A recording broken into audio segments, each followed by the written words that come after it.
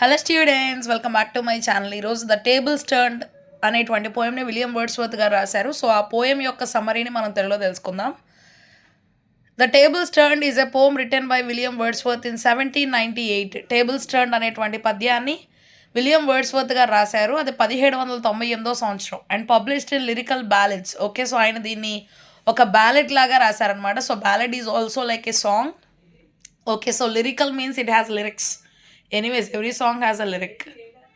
The poem is mainly about the importance of nature. So ఈ యొక్క పద్యం అంతా కూడా మనం చూసినట్లయితే ప్రకృతికి ఉన్నటువంటి ప్రాముఖ్యత ఏంటి అనే దాని గురించి ఎక్కువగా రాశారు. ఎందుకంటే విలియం వర్డ్స్వర్త్ గారు nature poet, he loves nature very much. Okay, so ఆయనకి ప్రకృతి అంటే చాలా ఇష్టం, అందుకనే డాఫడిల్స్ అని సో చాలా రకాల వాటిని ప్రకృతిలో ఉన్నటువంటి చాలా విషయాల గురించి ఆయన రాశారనమాట. It says that books are just barren leaves.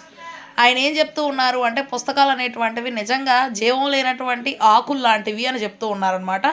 That provide empty knowledge. Okay, so పుస్తకాలు అనేటువంటివి ఏమీ జ్ఞానాన్ని ఇవ్వలేవు అని చెప్తున్నారు. అంటే ఈయన చెప్పేది ఏంటంటే పుస్తకాలను డిగ్రేడ్ చేసి మాట్లాడటం కాదు, కానీ ప్రకృతి అనేటువంటిది ఇంకా ముఖ్యమైనది అని తెలియజేయాలనుకుంటున్నారు. And that nature is the best teacher which can teach more about human. ఇంకా ప్రకృతి అనేటువంటిది మాత్రం చాలా మంచి ఉపాధ్యాయులు లేదంటే బోధకురాలు అని మనం చెప్పుకోవచ్చు అనమాట. So which can teach more about human. అది ఏం చేస్తూ ఉందంటే ప్రకృతి మనుషుల గురించి, వారి యొక్క స్వభావాల గురించి, ఈవిల్ అండ్ గుడ్, మంచి ఏంటి చెడేంటి అనేటువంటి దాని గురించి చాలా బాగా చెప్తూ ఉంటుందని చెప్పి విలియం వర్డ్స్వర్త్ గారు చెప్పారు.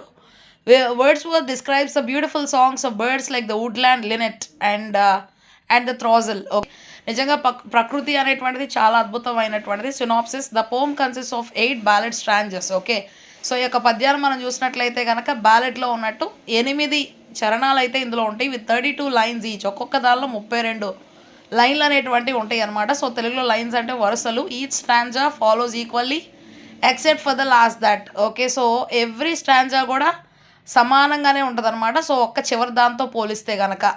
Okay, so in comparison has more irregular rhythm. Okay, so మనం కనుక వేరే ఆటలతో దీన్ని పోల్చినట్లయితే కనుక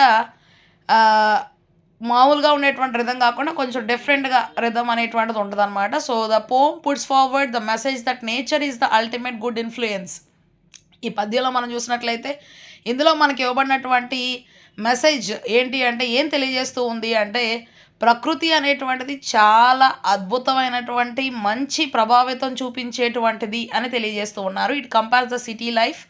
ఇంకా ఏంటి అంటే పట్టణంలో ఉండేటువంటి జీవితాన్ని పోలుస్తూ ఉన్నారు. The notion of corruption. Okay, so పట్టణంలో నివసించేటువంటి వారు ఏదో డబ్బు సంపాదించాలని అనుకుంటారు, కానీ అంతా కూడా చెడే అనమాట. సో కరప్షన్ అంతా కూడా చెడైపోవడం అనమాట. సో ఎక్కడ చూసినప్పటికీ సరే మరి లంచాలు తీసుకోవడం అంతా కూడా చెడైపోయింది with rural natural life.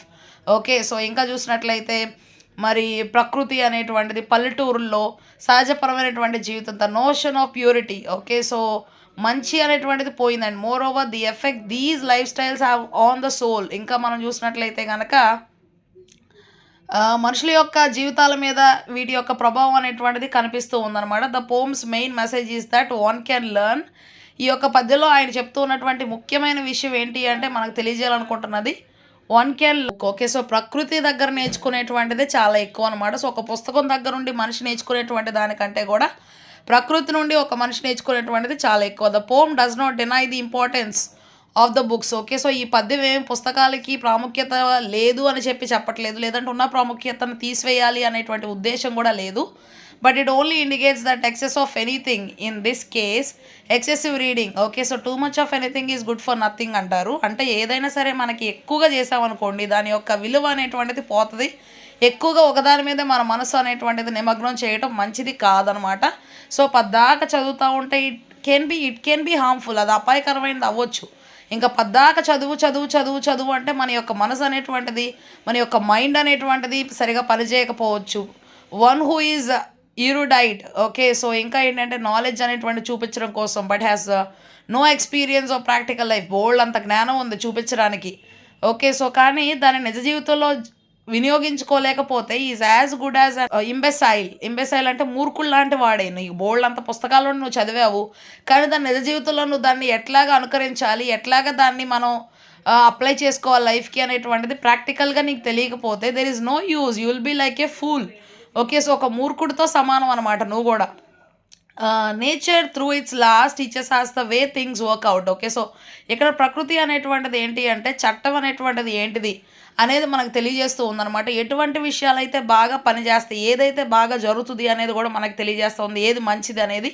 Major themes in the poem are appreciation of nature. ఇక్కడ చూసినట్లయితే ముఖ్యమైనటువంటి థీమ్ ఈ పద్యంలో మనం ఏంటి అంటే ప్రకృతిని ఎక్కువగా మనం అప్రిషియేట్ చేయడం, అభినందించడం అనమాట. And importance of practical learning. Okay. So ఆయన ఎక్కువగా దాన్ని అప్రిషియేట్ చేశారు, అభినందించారు. ప్రకృతి అనేటువంటి చాలా అద్భుతమైనటువంటిది అని ఆయన చెప్పారు. ఇంకా ఏంటి అంటే మనం సొంతగా నేర్చుకొని దాని ప్రకారంగా చేయటం అనేటువంటిది చాలా ముఖ్యం అనేటువంటి విషయాన్ని కూడా విలియం వర్డ్స్వర్త్ గారు చెప్పారు. With a rural or natural life the notion of purity. మరి చూసినట్లయితే కనుక మరి పల్లెటూరులో నివసించేటువంటి వారు సహజమైనటువంటి జీవితాన్ని జీవించేవారు చాలా ప్యూర్గా ఉంటారనమాట. సో అంటే వారిలో ఎలాంటి చెడు ఉండదు, ఏ తప్పు చేయరు. సో చాలా జాగ్రత్తగా నమ్మకంగా వారు జీవిస్తూ ఉంటారనమాట. సో అటువంటి జీవితం అనేటువంటిది effects these lifestyles have on the soul. Okay. So అది చాలా ప్రభావితం అనేటువంటి చూపిస్తుంది. సో వారికి వీరికి చాలా తేడా ఉంది అనేటువంటి విషయాన్ని కూడా ఆయన పద్యంలో చెప్పారు.